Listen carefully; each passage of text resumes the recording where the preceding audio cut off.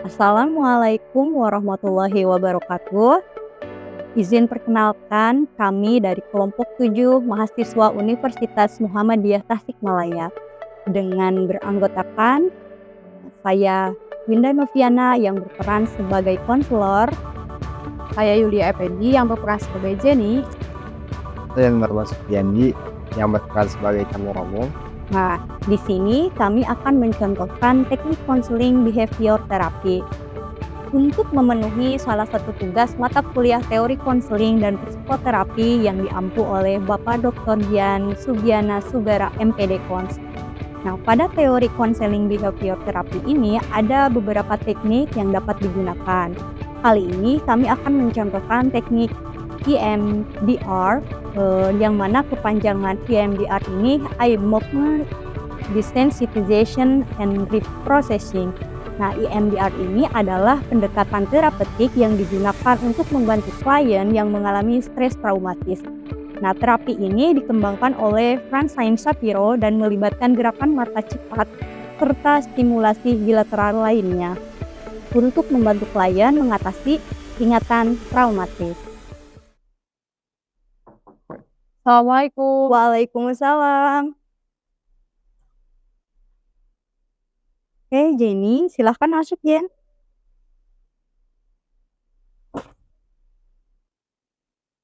Apa kabar, Jenny? Alhamdulillah baik. Baik, terima kasih sudah mau melakukan sesi konseling bersama saya, Winda Noviana. Kemarin saya sudah membaca intake informnya dan saya sudah membaca beberapa permasalahan yang ingin Jenny sampaikan. Nanti kita sharing beberapa permasalahan yang akan menjadi fokus pembicaraan kita hari ini. Baik, Jen. Di sini ada kursi untuk tempat duduk. Jenny boleh memilih mau duduk di mana yang merasa Jenny nyaman untuk sesi konseling ini. Mungkin di sebelah sini. Ya, baik, silakan.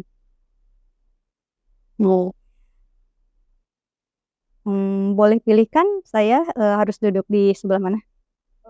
Di sini. Di sini, baik.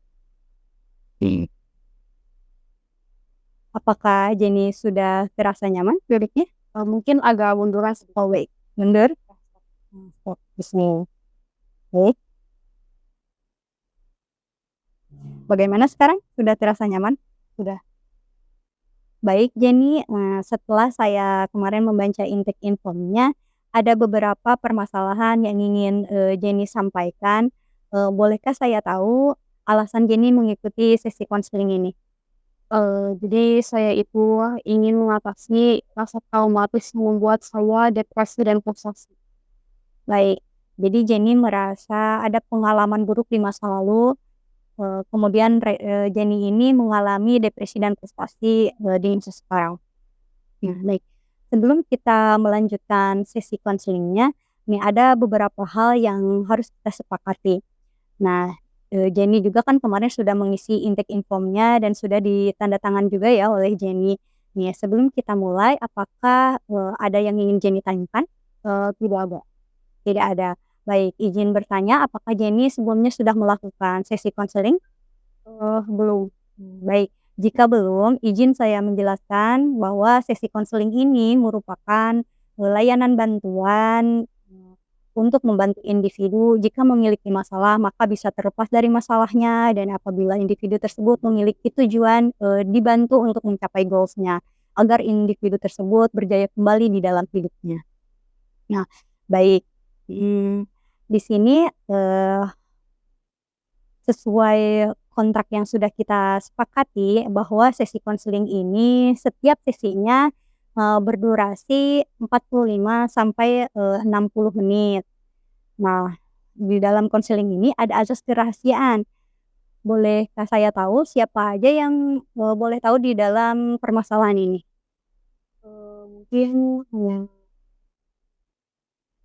Baik, jadi Jenny hanya ingin diketahui oleh saya saja. Baik, sebelum sesi ini dimulai, nih di depan ada kamera yang merekam seluruh aktivitas selama proses konseling kita. Ini bertujuan untuk membantu saya membuat laporan untuk sesi konseling selanjutnya. Bagaimana? Apakah Jenny setuju? Diperbolehkan. Oh, baik. Terima kasih. Nah, selama sesi konseling ini, saya juga, izin untuk mencatat hal-hal penting yang menjadi fokus pembicaraan kita. Bagaimana? Diperbolehkan. Baik. Terima kasih. Baik, kemarin saya sudah membaca intake informnya, dan Jenny menyampaikan beberapa permasalahan, yang Jenny alami dan saya sudah membaca beberapa permasalahan tersebut.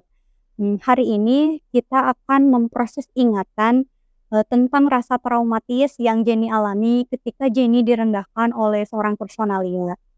Eee, Baik, bisakah Jenny memberitahu, gambaran yang mewakili, bagian terburuk dari ingatan itu? Jadi, hal yang paling menonjol adalah gambaran saya yang merasa tidak berguna dan tidak memiliki tujuan yang jelas. Saya langsung pulang ke rumah, kemudian saya meminta maaf. Ketika Jenny memegang gambaran, Jenny merasa tidak berguna, tidak memiliki tujuan hidup yang jelas, lalu larinya ke alkohol. Apakah ada keyakinan negatif, tentang Jenny yang, terasa benar saat ini yang sejalan dengan gambaran itu? Eee, Menurut saya, yang terlintas di pikiran saya adalah saya yang tidak berguna, saya yang tidak layak bahagia, dan saya yang tidak berarti. Baik, apakah ada keyakinan yang Jenny lebih sukai gitu, rasakan tentang dirimu sendiri yang sesuai dengan gambaran itu? Eee, saya ingin meyakini bahwasanya saya itu berguna, saya berhak bahagia, saya dan hidup saya itu berarti. Baik, selama Jenny memegang gambaran itu, pikiranmu tentang Jenny yang meminum alkohol dengan mengucapkan kata-kata pada, diri Jenny sendiri, "Saya tidak berguna, saya tidak layak bahagia, saya tidak memiliki tujuan hidup yang jelas." Jika nih diskalakan dari 0 sampai 10, di mana 0 merasa itu adalah sepenuhnya salah dan 10, adalah sepenuhnya benar. Kira-kira, ada di skala berapa? Eee, 9 mungkin, di angka 9. Baik, angka 9 itu persisnya seperti apa? Karena faktanya saya itu adalah pengangguran. Cemas ketika saya mendekati laki-laki yang saya sukai. Saya merasa frustasi dan depresi juga karena mengingat masalah tersebut. Saya juga tidak bisa membahagiakan ibu. Baik, ketika Jenny mengingat gambaran itu dan mengucapkan kata-kata tersebut pada diri sendiri, "Saya tidak berguna, saya tidak layak hidup bahagia, hidup saya tidak berarti," nih, perasaan apa yang muncul saat ini? Saya malu, saya merasa bersalah, dan saya merasa sedih. Nah, di bagian tubuh mana Jenny merasakan itu? Di bagian dada. Jenny merasakan sakit di bagian dada. Dan saat ini, eee, seberapa kuat perasaan itu jika diskalakan dari 0 sampai 10? Di mana ini 0 ini, merasa baik-baik saja dan 10 ini merasa sangat kuat sekali perasaan itu. Mungkin di angka 8. Baik, bolehkah saya bertanya untuk mengambil gambaran negatif ya, bahwa, Jenny ini merasa, "Saya tidak berguna, saya tidak layak bahagia, dan hidup saya tidak memiliki tujuan yang jelas." Dan ada perasaan yang muncul, di mana rasa itu rasa, malu, rasa bersalah, dan juga kesedihan.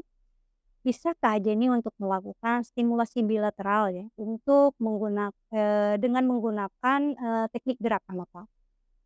Bagaimana, bisa? Baik, ikuti ya.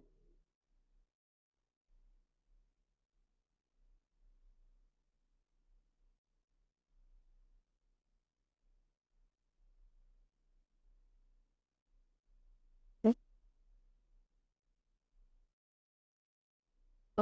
Saya baru saja teringat ketika saya melamar ke sebuah perusahaan, waktu itu di mana ada panggilan untuk interview, kemudian giliran nama saya dipanggil untuk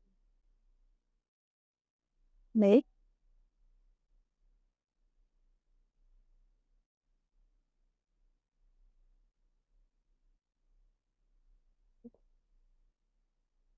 saya ingat, saya pikir dia kembali lagi untuk merendahkan saya. Tapi menurut saya, dia lebih khawatir jika saya menjadi manusia yang tidak berguna karena terlalu menyanyiakan. baik,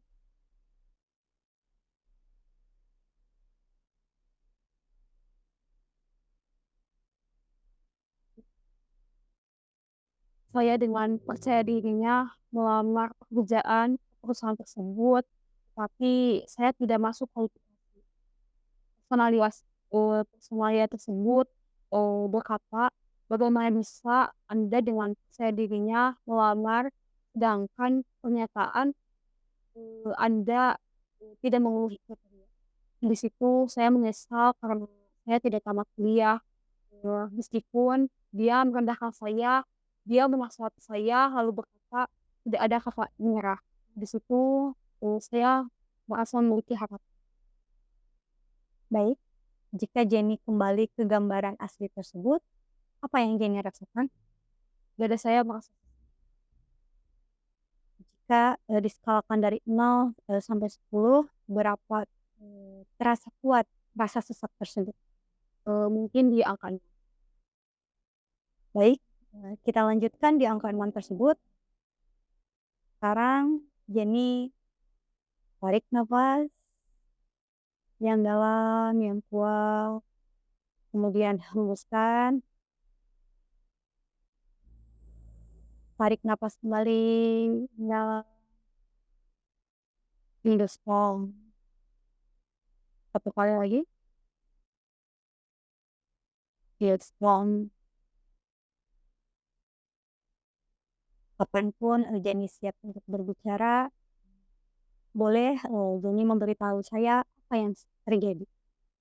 Eh, saya sedang memikirkan ketika saya merasa rendah diri, meskipun personalia menolak saya, tetapi dia menasihati saya. Saya merasa saya tidak dapat berbicara apapun karena saya malu dan tidak bisa berpikir untuk menghadapi. Baik, saat ini saya akan meminta Jenny untuk menyilangkan tangan seperti ini. Ini silangan tangan seperti kupu-kupu ya. Ini tangan ya tetap di lengan, kemudian tepuk-tepuk secara perlahan dan dengan lembut. Jadi, Jenny ambillah perasaan cemas, frustasi, depresi, dan rasa yang muncul apapun itu, ada rasa malu, rasa bersalah, dan juga kesedihan yang Jenny rasakan. Nah, sebelumnya, jadi, saya ingin, Jenny ini, menurunkan rasa tersebut ya, kemudian pikirkan hal-hal yang positif yang membuat Jenny ini lebih bersemangat. Baik, siap?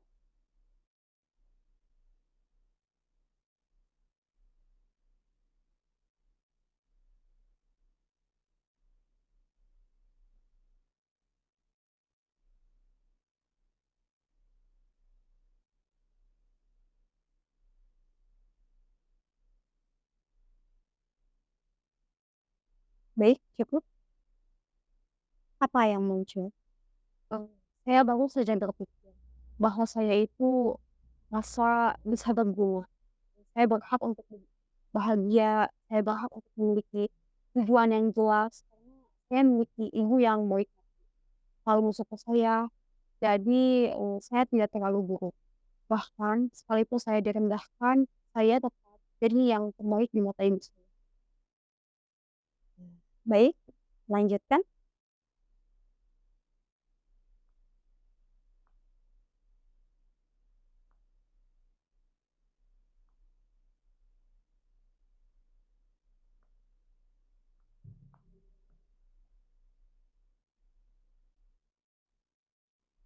Cukup.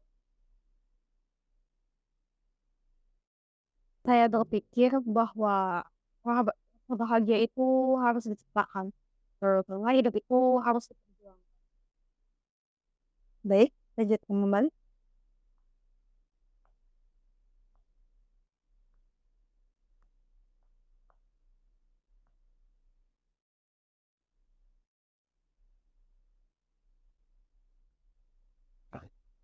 Betul? Saya berpikir tentang sulitnya bagi saya untuk membayangkan diri ini berhak bahagia. Tapi saya merasa benar-benar perlu mencoba melakukannya. Karena tidak ada gunanya bagi saya selalu menyalahkan diri sendiri tentang hal ini. Baik, bolehkah saya meminta untuk memunculkan gambaran itu aslinya kembali atau gambaran asli itu lagi, dengan mengingat gambaran itu nih, apakah, Jenny sekarang melihat adanya gangguan? Menurut saya masih ada sedikit dada terasa sesak sedikit. Baik, jika diskalakan dari 0 sampai 10, ada di angka berapa nih sekarang? Mungkin di Oke, eee, bisakah Jenny, memilih angka itu? Jadi bertahan nih di angka 0. Baik, boleh menepuk pelan-pelan.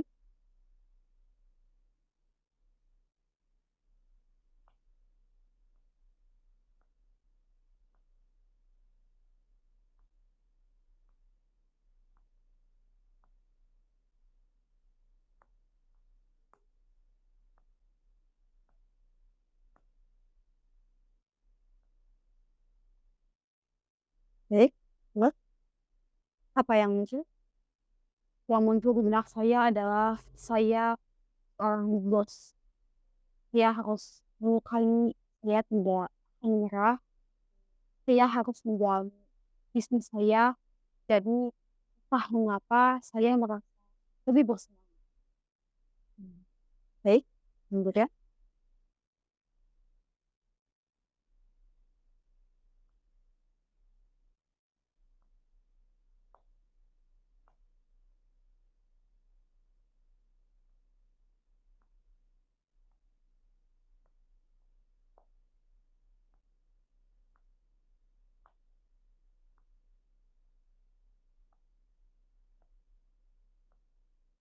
Baik, apa yang terjadi?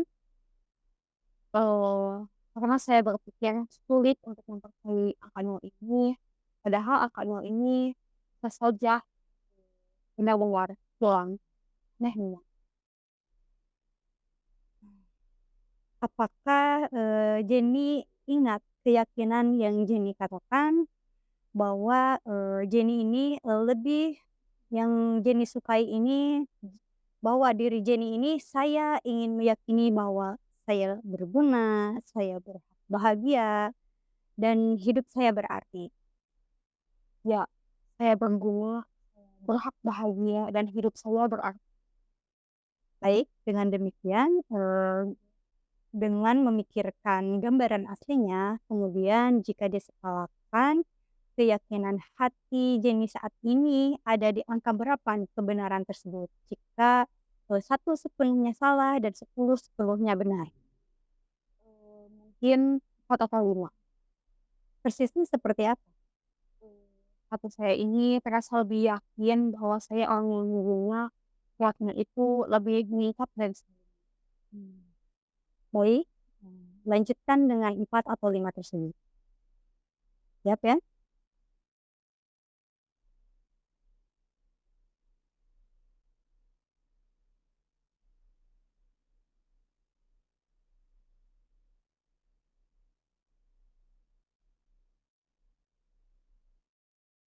Saya hanya mengatakan di kepala saya berulang kali, saya berbunga, saya berbunga, saya berbunga. Baik, kita lanjutkan.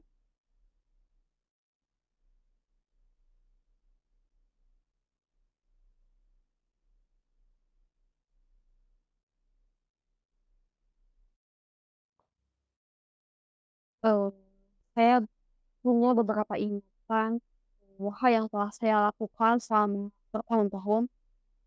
Saya orang yang berguna, saya selalu saja siap sedia membantu ibu saya kapanpun itu ibu saya membutuhkan. Itu menguatkan bahwa saya itu orang yang berguna dan saya memang Bagus. Jika dikembalikan pada skala, apakah keyakinan itu meningkat? Ada di skala berapa sekarang? ya mungkin di skala 7. 7. Baik.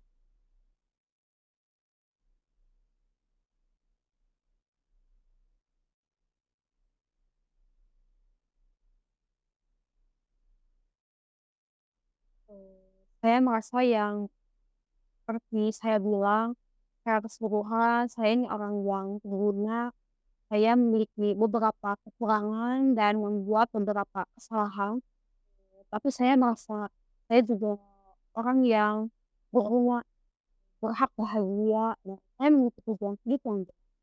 Saya harus berusaha bagaimana caranya supaya saya memiliki pekerjaan, dan saya akan membahagiakan ibu dan menikahi laki-laki yang saya harapkan.